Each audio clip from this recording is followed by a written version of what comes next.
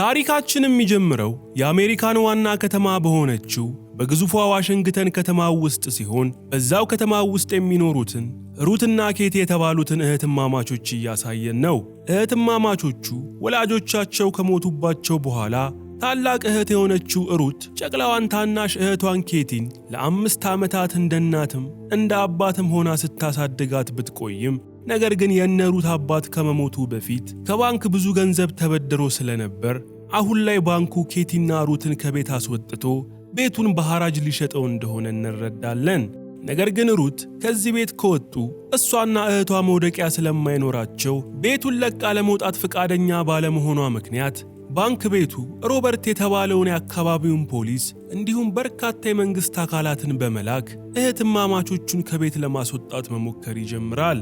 ያን ቀንም ሩትን ከልጅነቷ ጀምሮ የሚያውቃትና ጥሩ ስብዕና ያለው ሮበርት የተባለው ፖሊስም ከነሩት ቤት ውጪ ሆኖ ሩትን ቤቱን በሰላማዊ መንገድ ለቃ እንድትወጣ በመለመን ሩትን በትዕግስት ማባበል ሲጀምር ሩት ግን ይህም ቤት ከፍቶ የሚገባ ሰው ካለ አጠገቧ ባለው ሽጉጥ ተኩሳ እንደምትመታቸው በመዛት ከእህቷ ጋር አንወጣም ብለው ያስቸግራሉ። ከትንሽ ደቂቃዎች በኋላ ግን ሮበርት እነሩትን ለማግባባት ቤታቸውን ከፍቶ ሲገባ በሽጉጥ ተመትቶ በሚያሳዝን ሁኔታ ሕይወቱ ስላለፈች ሩት ፈጽመዋለች ተብሎ ፖሊሱን በገደለችው ወንጀል 20 ዓመታትን ወደ ዘብጥያ ስትወረወር በወቅቱ 5 ዓመቷ የነበረችው የሩት ታናሽ እህት ኬቲ ማደጎ ማሳደግ ለሚፈልጉ ወላጆች ተላልፋ ትሰጣለች። ይህ ከሆነ ከ20 ዓመታት በኋላ ሩት የተፈረደባትን የእስር ጊዜ ጨርሳ ነፃ በመለቀቅ ከእስር ቤት ትወጣለች። ከእስር ቤትም እንደወጣችም ቪንሰንት የተባለ የእሷን ኬዝ የሚከታተለው ፖሊስ ፍርድ ቤቱ በምንም አይነት ሁኔታ ታናሽ እህቷን ለማግኘት እንዳትሞክር ትዕዛዝ ስላስተላለፈባት ይህን ትዕዛዝ ጥሳ እህቷን ለማግኘት ብትሞክር ግን ተመልሳ ወደ እስር ቤት እንደምትገባ ማስጠንቀቂያ ከሰጣት በኋላ መንግስት ከእስር የተፈቱ ታሳሪዎችን ወደሚያቆይበት ቤት ይወስዳታል።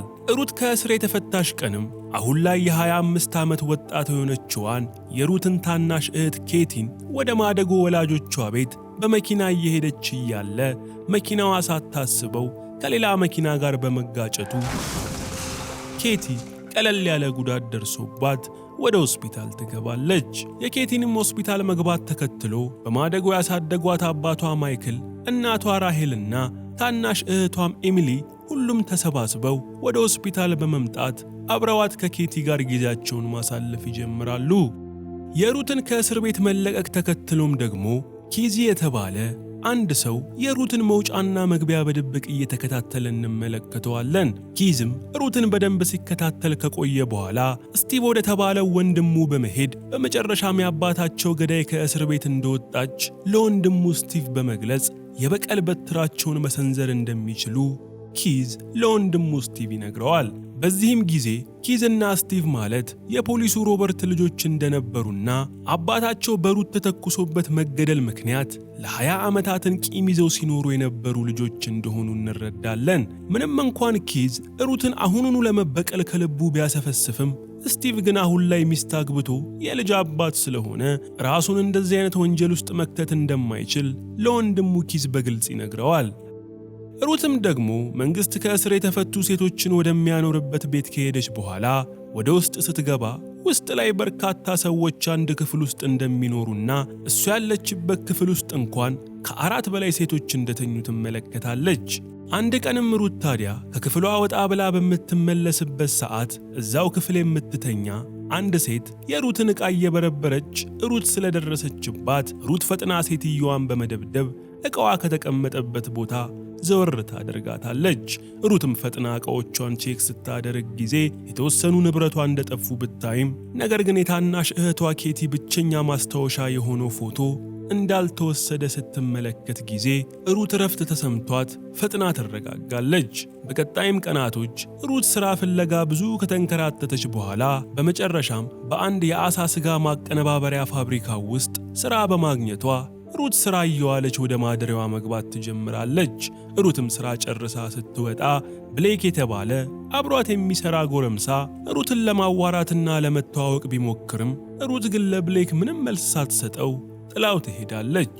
ሩትም ከሥራ ሰዓቷ በሚተርፋት ጊዜ ሁሉ እህቷን ኬቲን ኢንተርኔት ላይ ማሰስና ማፈላለግ ብትጀምርም ከ20 ዓመት በፊት እስር ቤት ስትገባ ከተነሳችው የራሷ ፎቶና የድሮ ቤታቸው ፎቶ ውጪ ስለ ታናሽ እህቷ ኬቲ ምንም አይነት መረጃ ማግኘት ሳትችል ትቀራለች። ስሟን ቀይራ ይሆን እንዴ ታናሽ እህትየው? ወይ ቀይረውባት ያሳደጓት የማደጎ ወላጆቿ?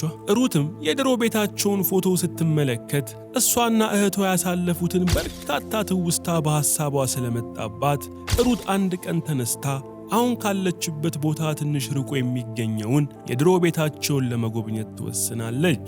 ይህንም ተከትሎ ሩት በባስ ከተጓዘች በኋላ ከመንገድ ወጣ ብሎ ወደሚገኘው የድሮ ቤታቸው ስትደርስ ቤቱ በሚያምር ሁኔታ ታድሶ ሌሎች ሰዎች እየኖሩበት እንደሆነ ትመለከታለች። ሩትም ውጪ ላይ ቆማ የድሮ ቤቷን እያየች እያለ ጆን የተባለ የእነ ሩት ቤት ውስጥ የሚኖር አባወራ ሩትን ምን ፈልጋ እንደሆነ ሲጠይቃት ሩትም ተደናግጣ ከረጅም ዓመታት በፊት እዚህ ቤት ውስጥ በሰራተኝነት ትሰራ እንደነበር ለጆን ትገልጽለታለች። ጆንም ሩትን ሲያያት ምስኪን እንደሆነች ስለተረዳ ቤት ገብታ አረፍ እንድትል ይጋብዛትና ይዟት ወደ ቤት ይገባል። ሩትም ወደ ቀድሞ ቤቷ ከገባች በኋላ የጆን ባለቤት ከሆነችው ሊዝ ጋር ተዋውቃ ቤቱን ልብ ብላ መመልከቷን ትቀጥላለች። ሩትም ወዲያውኑ ውስጧ በብዙ ትውስታ በመወረሩ ምክንያት ልትረጋጋ ስላልቻለች ፈጥና በመውጣት ወደ መጣችበት ልትመለስ ስትል ጆን ተከትሏት ይወጣና ቀኑ እየመሸ ስለሆነ መናኸሪያ ድረስ በመኪና እንዲያደርሳት ሐሳብ በማቅረቡ ሩትም እሺ ብላው በመኪና ይዟት ይሄዳል። ጆንና ሩትም በመኪና እየሄዱ ሲነጋገሩ ጆን በሥራው ጠበቃ እንደሆነና ለረጅም ዓመታት በጥብቅና ሙያ እንደሰራ በመግለጽ ሩትን ስለራሷ ቢጠይቃትም ሩት ግን ስለራሷ ብዙም ሳትነግረው ትቀራለች። በዚህም ጊዜ ጆን ሩት ውስጧ የደበቀችው አንዳች ነገር እንዳለ ምናልባት ብትነግረው ቀለል ሊላት እንደሚችል ስለነገራት ሩት ለጆን ስለራሷ ልትነግረው ትወስናለች። ሩትም ጆንና ሚስቱ አሁን ያሉበት ቤት ውስጥ ከረጅም ዓመታት በፊት ከእህቷ ጋር ትኖር እንደነበርና ነገር ግን በአጋጣሚ በተከሰተ አደጋ እሷ እስር ቤት እንደገባች ከእህቷም እንደተለያየች ለጆን በመንገር በአሁኑ ሰዓት ታናሽ እህቷን ለማግኘት ጥረት እያደረገች እንደሆነ ለጆን ካጫወተችው በኋላ ሩት ባስ ምትይዝበት ቦታ ደርሳ ከጆን መኪና ትወርዳለች። ጆንም የሩትን ታሪክ ከሰማ በኋላ እርዳታ ካስፈለጋት በሙያው ላይ ግዛት ፈቃደኛ እንደሆነ በመግለጽ የቢዝነስ ካርዱን ለሩት ይሰጣታል። የሩት ታናሽ እህት ኬትም ከደረሰባት የመኪና አደጋ አገግማ ወደ ቤት ከገባች በኋላ ከታናሽ እህቷ ኤሚሊ ጋር ኤሚሊ ማለት የማደጎ ወላጆቿ ልጅ ነች እንጂ የደም ዝምድና የላቸውም ከኬቲ ጋር ማለት ነው። ከታናሽ እህቷ ኤሚሊ ጋር ቁጭ ብለው ሲያወሩ ኬቲ ሁል ጊዜ የልጅነት ትውስተዋ በሰመመን መልክ እንደሚታያት ለኤሚሊ በመግለጽ በሰመመኗ ውስጥም መልኳን የማታስታውሳት አንዲት ሴት ስትንከባከባትና ስታጫውታት እንደምታይ ለኤሚሊ ትነግራታለች። ኤሚሊም ለኬቲ ሴቲቱ ምናልባት ልጅ እያለች ትንከባከባት የነበረች ሴት እንደሆነች በመግለጽ ከፈለገች እነሱ ጋር መኖር ከመጀመራቸው በፊት ስላለው ሕይወቷ ማጣራት እንዲያደርጉ ሐሳብ ብታቀርብላትም ኬቲ ግን ይህን ነገር የማደጎ ወላጆቿን ስሜት ሊጎዳ ይችላል በማለት የኤሚሊን ሐሳብ ሳትቀበለው ትቀራለች።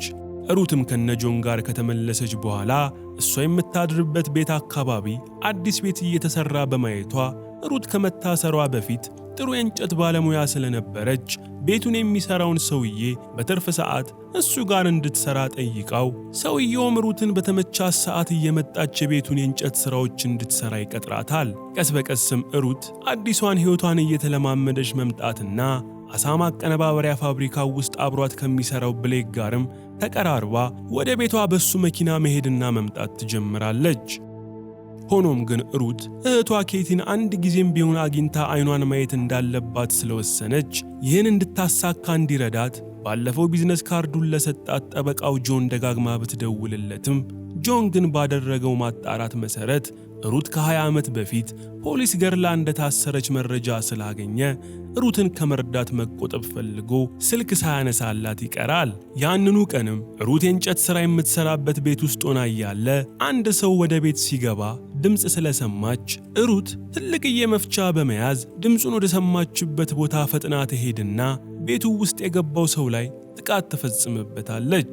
ነገር ግን ቤት ውስጥ የገባው ሰው ፋብሪካው ውስጥ አብሯት የሚሰራው ብሌክ መሆኑን አይታ በጣም በመደናገጥ ይቅርታ ስትጠይቀው ብሌክም ስላስደነገጣት ይቅርታ በመጠየቅ ያመጣላትን ምግብና ለብርድ የሚሆን ጃኬት ሰጥቷት ትቷት ይሄዳል። በሌላም ቦታ ደግሞ አባታቸው የሞተባቸው ኪዝና ስቲቭ ኪዝ ወንድሙ ስቲቭን በድጋሚ በማግኘት ሩት አባታቸውን ከገደለችባቸው በኋላ እናታቸውና እነሱ ያሳለፉትን ረጅም የስቃይ ዓመታት ስቲቭ እንዲያስታውስ በመወትወት የአባታቸው ገዳይ የሆነችው ሩት ግን የእነሱን ሕይወት አበላሽታ አሁን ላይ ሕይወቷን በሰላም እየገፋች እንደሆነ በመግለጽ ስቲቭ ከሱ ጋር ተባብሮ ሩትን እንዲበቀላት ሊያሳምነው መሞከር ይጀምራል። ጠበቃው ጆንም ደግሞ ምሽት ላይ ወደ ቤቱ ሲገባ ሚስቱ ሊዝ ባለፈው ዕለት ቤታቸው የመጣችው ሴት የፖሊስ ገዳይ እንደሆነች መረጃ እንዳገኘች ለጆን ስትነግረው ጊዜም ጆንም እሱም ይህን ነገር ዛሬ እንዳወቀ ለሚስቱ ሊዝ ይነግራታል። ጆንም አክሎ ሩት በሙያዋ እንዲረዳት ፈልጋ በተደጋጋሚ እየደወለችለት እንደሆነ ለሚስቱ ሊዝ ሲነግራት፣ ሊዝ ግን እንደዚህ አይነት ወንጀል የፈጸመ ሰውን ወደ ሕይወታቸው ማስገባት እንደሌለባቸው በኃይለ ቃል በመናገር ጆን ሩትን እንዳያገኛት ታስጠነቅቀዋለች። ጆን ግን ሩትን ላለመርዳት ከራሱ ጋር ብዙ ቢሟገትም በኋላ ላይ ግን የመጣው ይምጣ በማለት ሩትን ለመርዳት ይወስናል። የኪዝ ወንድም የሆነው ስቲቭ ደግሞ ከወንድሙ ጋር ከተነጋገረ በኋላ ወደ ወላጆቹ ቤት ሲሄድ ቤት ውስጥ ከወላጅ አባቱ ሞት በኋላ ታማ አልጋ ላይ የቀረችዋን እናቱን ያገኛታል። ስቲቭም ግድግዳ ላይ የተሰቀሉትን የድሮ ፎቶዎች ሲመለከት አባታቸው ከመሞቱ በፊት ቤተሰባቸው ምን ያህል ደስተኛ እንደነበርና ከሱ ሞት በኋላ ግን እናታቸው ታማሚ ሆና እንደቀረች የእሱና የወንድሙ ሕይወትም በችግር የተሞላ ሆኖ እንዳለፈ ሲያስታውስ ጊዜ ስቲቭ በውስጡ ተዳፍኖ የነበረው የበቀል ቁጣው ዳግም ይቀሰቀስበታል። በዚህም ምክንያት ስቲቭ ያንኑ ዕለት ሩት የእንጨት ሥራ ወደምትሠራበት ቤት በመሄድ ሥራ ሊያሰራ የመጣ በመምሰል ሩትን ካዋራት በኋላ ንግግራቸውን ሲጨርሱ ስቲቭ ሩትን ተሰናብቷት የሄደ በመምሰል እዛው ይደበቃል። ሩትም ሥራዋን ጨርሳ ከሥራ ቦታ እንደወጣች ስቲቭ ከተደበቀበት ቦታ ወጥቶ ሩት የምትሠራበት ቤት ውስጥ ያሉትን የሩት ንብረቶች መፈታተሽና መበርበር ይጀምራል። በዚህም ወቅት ሩት ሥራ ቦታ ያስቀመጠችውን የታናሽ እህቷን ኬት ፎቶ ስላገኘው ስቲቭ ሩትን በታናሽ እህቷ ኬት በኩል ሊበቀላት ይወስናል። ይህ ከሆነ ከጥቂት ቀናት በኋላ ሩት ኬዟን ከሚከታተለው ቪንሰንት የተባለው ፖሊስ ጋር ትገናኝና ጆን የተባለ ጠበቃ እንዳገኘች ለቪንሰንት በመግለጽ ጠበቃው ከእህቷ ኬት ጋር ሊያገናኛት እየሞከረ እንደሆነ ለቪንሰንት ትነግረዋለች።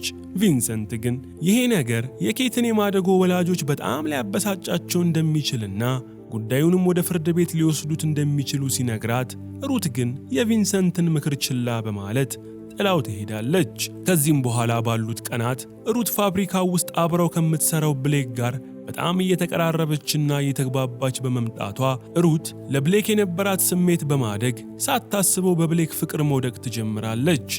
ሩት ግን ስላለፈው ሕይወቷ ለብሌክ አጫውተው ስለማታቅ አንድ ቀን ካፌው ውስጥ ቁጭ ብለው እያለ ከ20 ዓመታት በፊት ከአንድ የፖሊስ አባል ጋር ተያይዞ በተፈጠረ አደጋ የፖሊስ ሕይወት በእጇ እንዳለፈና እሷም 20 ዓመታትን ያህል በእስር እንዳሳለፈች ለብሌክ ትነግረዋለች። ብሌክም ይህን ነገር እንደሰማ ክው ብሎ በመደንገጥ ሩትን እንደዚህ አይነት ሰው ትሆናለች ብሎ እንዳላሰበ ከገለጸላት በኋላ ለጥቂት ቀናት ያህል ባይገናኙ ጥሩ እንደሆነ ሩትን ያሳስባታል። ሩትም እየወደደችው የነበረችው ሰው እውነታውን ስትነግረው ጊዜ ሊቀበላት ባለመፈለጉ ክፉኛ አዝና ልቧ እንደተሰበረ ካፌውን ጥላ በመውጣት ወደ ማደሪያዋ ትመለሳለች። ለበቀል እየተዘጋጀ የሚገኘው ስቲቭ ደግሞ ከወንድሙ ኪዝ ጋር በድጋሚ በመገናኘት ሩት ኬቲ የተባለች ታናሽ እህት ስላለቻት ኬቲን በመጉዳት ሩትን መበቀል እንደሚችሉ ለወንድሙ ኪዝ ሲነግረው፣ ኪዝም በወንድሙ ስቲቭ ሐሳብ በአንድ ጊዜ ይስማማል። የኬት የማደጎ ወላጆች የሆኑት ማይክልና ራሄልም ሩት ከእህቷ ኬት ጋር መገናኘት እንደፈለገች የሚገልጽ ደብዳቤ በሩት ጠበቃ ጆን አማካኝነት ተልኮላቸው ስለደረሳቸው ማይክል የፈለገ ነገር ቢመጣ ያሳደጓትን ልጅ ከነፍሰ ገዳይ ጋር እንደማያገናኟት ለሚስቱ ራሄል ይገልጽላታል። ሆኖም ግን ማይክል ይሄ አቋማቸውን ሩትን ፊት ለፊት በማግኘት ሊገልጹላት እንደሚገባ ለባለቤቱ ራሄል ስላሳመናት ራሄልም በባሏ ማይክል ሐሳብ ተስማማለች።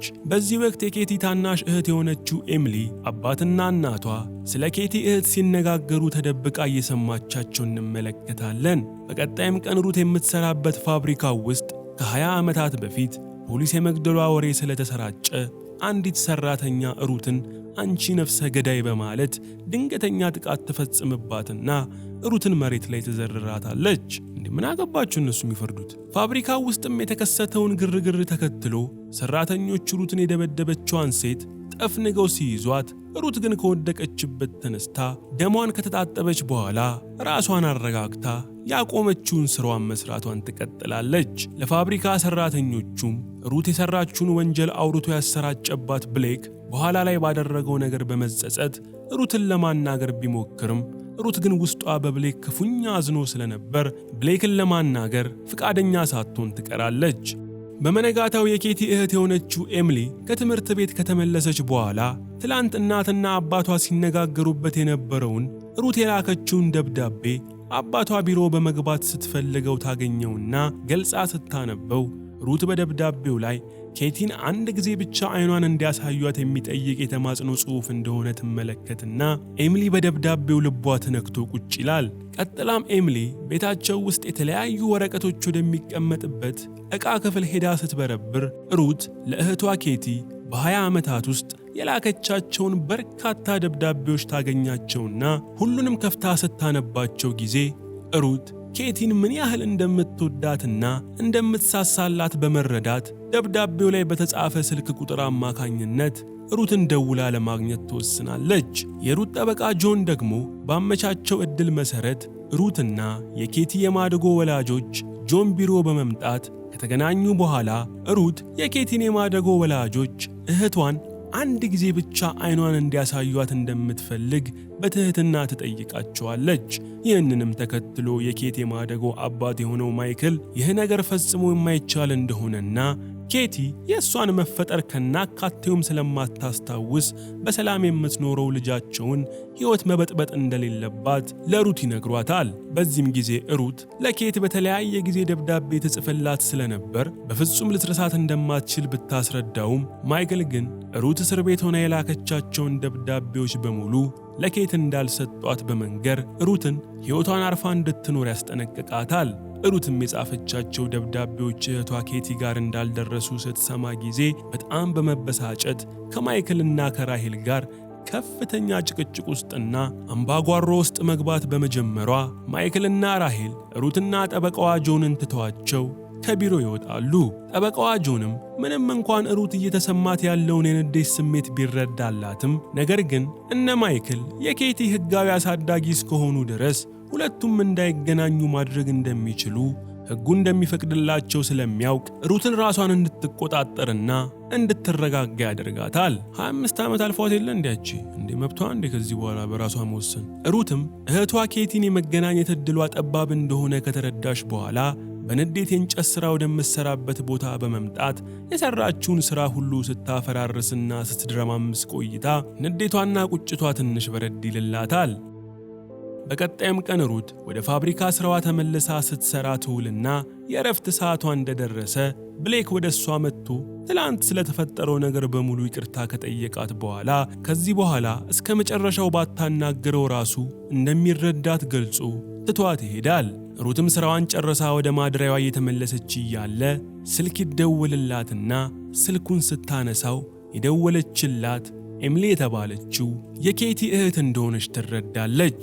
ኤሚሊም ሩት ለእህቷ ኬቲ የላከቻቸውን ደብዳቤዎች በሙሉ እንዳነበበቻቸው በመግለጽ በተመቻት ጊዜ ተገናኝተው እንዲነጋገሩ ለሩት ሐሳብ ስታቀርብላት ሩትም በዚህ ነገር በጣም ደስ ብሏት በቀጣዩ ቀን ሊገናኙ ቀጠሮ ይዘው ይሰነባበታሉ። በቀጣዩም ቀን ሩትና ኤሚሊ አንድ ፓርክ ውስጥ ከተገናኙ በኋላ ሩት ኬቲ አሁን ላይ እንዴት እንደሆነች ኤሚሊን ስትጠይቃት ኤምሊም ኬቲ አሁን ላይ ደስተኛ ሕይወት እየመራች እንደሆነ ለሩት ትነግራታለች። ሩትና ኤምሊም አንድ ላይ ከተቀመጡ በኋላ ሩት ስለ ኬቲ የልጅነት ጊዜ እንዲሁም አብረው ስላሳለፉት አስደሳች ሁኔታዎች በሙሉ ስሜታዊ ሆና ለኤምሊ ስትነግራት ጊዜ ኤምሊ ሩት ለኬቲ ያላትን ጥልቅ ፍቅር ስለተረዳች ኬቲን ማየት ከፈለገች ዛሬ 10 ሰዓት ላይ ኬቲ የፒያኖ ሙዚቃ የምታቀርብበት ቦታ በመሄድ ልታገኛት እንደምትችል ከጠቆመቻት በኋላ የቦታውን አድራሻ ጠቁማት ይለያያሉ።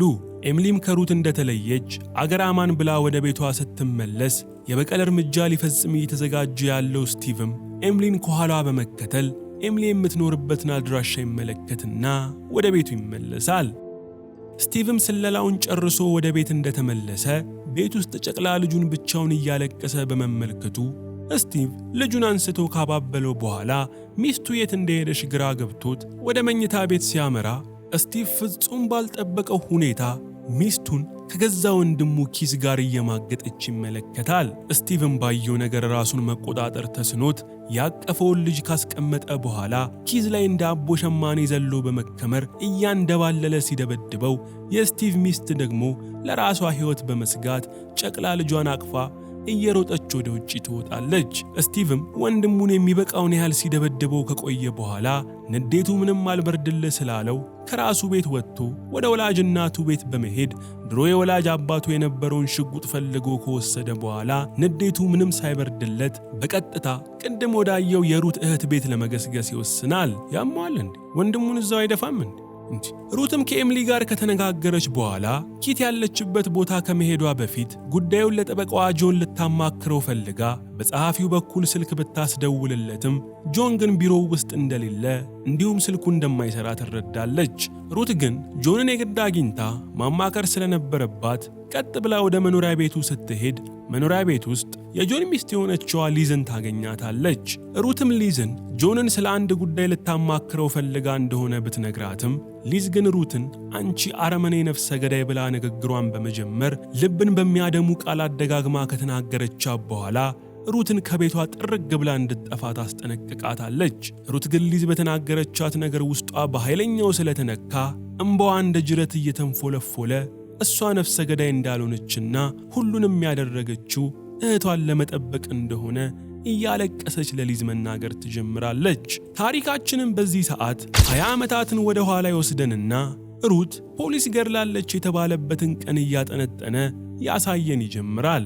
ያን ዕለት ሩት ቤቴን ጥዬ አልወጣም በማለት ውጪ ላይ ካሉት የመንግስት አካላትና የአካባቢው ፖሊስ ከሆኑት ሮበርት ጋር ስጣገባ ስታደርግ ከቆየች በኋላ ቤቷን ጥሶ የሚገባ ሰው ካለ በሽጉጥ እንደምትመተው መዛት ስትጀምር ታናሽ እህቷ ኬቲ ቁጭ ብላ የሰማቻት እንመለከታለን።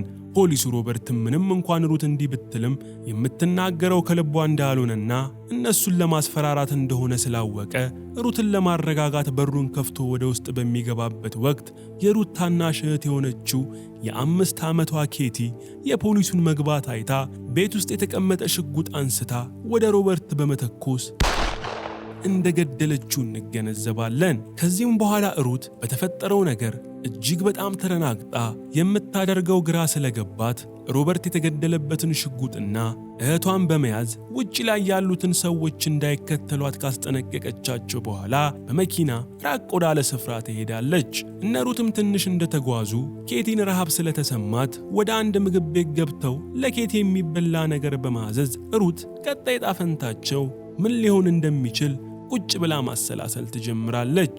ከብዙ ማውጣትና ማውረድ በኋላም ሩት እህቷ ኬቲን ባለማወቅ ያጠፋችውን ጥፋት በራሷ ለማላከክና ታናሽ እህቷን ለመጠበቅ ስለወሰነች ሩት ምግብ እየበላች የነበረችዋን ኬቲን እንደምትወዳት ነግራ ከተሰናበተቻት በኋላ ራሷን ለፖሊስ አሳልፋ በመስጠት በቁጥጥር ስር ትውላለች። ታሪካችንም አሁን ላይ ይመልሰንና ሊዝ ይህን አሳዛኝ የሩትን ታሪክ ስትሰማ ጊዜ በተናገረችው ነገር በመጸጸት ሩትን ይዛት ጆን ወዳለበት ቦታ በመኪናዋ ተወስዳት ትጀምራለች። ሊዝም ሩትን ጆ ያለበት ስፍራ ካደረሰቻት በኋላ ሩት ጆን ጋር ልትገባ ስትል አንድ ስልክ ይደወልላትና ስልኩን ስታነሳው ደዋዩ ሰው ሊበቀላት የሚፈልገው የሟቹ ፖሊስ ሮበርት ልጅ እንደሆነ ትረዳለች። ስቲቭም ለሩት እህቷ ኬቲን አግቶ እንደያዛትና አሁኑኑ የሚላት ቦታ የማትመጣ ከሆነ ጭንቅላቷን በጥይት አፍርሶ እንደሚገድልላት ያሳውቃታል። ሩትም ይህንን እንደሰማች ፈጥና ሊዝ መኪናው ውስጥ ተመልሳ በመግባት ስቲቭ ወዳዘዛት ቦታ ሊዝን እንድትወስዳት ታደርጋለች። ሊዝና ሩትም ትንሽ ከተጓዙ በኋላ ጭር ያለ አንድ አካባቢ እንደደረሱ ሩት ሊዝን ለፖሊስ እንድትደውል አሳስባት እሷ ስቲቭ ወደ ቀጠራት ቦታ ብቻዋን ትገባለች። ሩትም ስቲቭ ያለበት ቤት ውስጥ ስትገባ ስቲቭ ኤምሊን በፕላስተር ጠፍንጎ አስሮ ሽጉጥ እንደደቀነባት ትደርሳለች። ሩትም ስቲቭ ኤምሊን ያገታት ኬቲ መስላው እንደሆነ ተረድታ ልታነጋግረው ብትሞክርም ስቲቭ ግን ጭንቅላቱ በሙሉ በንዴት ተሞልቶ ስለነበር ሩት አፏን እንድትዘጋና ከ20 ዓመት በፊት አባቱን እንደገደለችው አሁን ደግሞ እሷ የእህቷን ሞት እንደምታይ መለፍለፍ ይጀምራል። በዚህም ጊዜ ሩት ፍጹም በተረጋጋ አንደበት አባቱ ሮበርት ምድር ላይ ከምታውቃቸው ሰዎች በሙሉ መልካም ሰው እንደነበርና የሞተውን በድንገተኛ ክስተት እንደሆነ በመግለጽ ስቲቭ ልጅቷን ገድሎ ቀሪ ሕይወቱን በእስር ቤት እንዳያሳልፍ ትለምነዋለች። በዚህም ጊዜ ስቲቭ ትንሽ ሰከን በማለት እያደረገ ያለውን ነገር ያስተውልና ሽጉጡን ዝቅ አድርጎ ስቅስቅ ብሎ ማልቀስ ይጀምራል። በዚህም ጊዜ ሩት ኤምሊን ቶሎ ብላ በመፍታት ወደ ውጪ እንድትወጣ ታደርጋታለች። በዛው ቅጽበትም በርካታ ፖሊሶች ወደ ቦታው በመምጣት እነ ሩት የሚገኙበትን ቤት መሳሪያ በመደቀን ከበውት ወደ ውስጥ ለመግባት መዘጋጀት ይጀምራሉ። ስቲቭም ከብዙ ለቅሶ በኋላ ወደ ቀልቡ ተመልሶ በመረጋጋቱ ሩት ወደ ውጪ በመውጣት እጇን ለፖሊሶች በሰላም ስትሰጥ የተወሰኑ ፖሊሶች ደግሞ ስቲቭን በቁጥጥር ስር ያውሉታል። ይህ ከሆነ ከደቂቃዎች በኋላም ቦታው ላይ ቪንሰንት ይመጣና ሩትን ሲያስፈታት ኬቲና የኬት ወላጆች ደግሞ ታግታ ወደ ነበረችው ኤሚሊ መጥተው ደህና መሆኗን ማረጋገጥ ይጀምራሉ። ሩትም ከቪንሰንት ጋር ሆና ከአካባቢው ለመሄድ የተዘጋጀች እያለ እንደ እናት ያሳደገቻት ኬቲን ከቤተሰቦቿ ጋር ቆማ ብታያትም ነገር ግን በቤተሰቦቿ ፊት ሰላም ካለቻት ችግር ውስጥ እንደምትገባ በመገመት ያላየቻት መስላ ለማለፍ ትሞክራለች። ኬቲ ግን እህቷ ኤምሊን ያዳነችላትን ሩትን እንዳየቻት ቀልቧን የሆነ ነገር ስለነገራት ከቤተሰቦቿ ተለይታ ቀጥ ብላ ወደ ሩት በመገስገስ ትሄዳለች። በመጨረሻም ኬቲ ወደ እህቷ ሩት እንደተጠጋች ሳታስበው የልጅነት ትውስታዋ ተመልሶ ከፊቷ የቆመችው ሴት እንደ እናትና አባት ተንከባክባ ያሳደገቻት ታላቅ እህቷ እንደሆነች ተረድታ እህቷን ጭምቅ አድርጋ ስታክፋት እያየን ታሪካችን ያልቃል።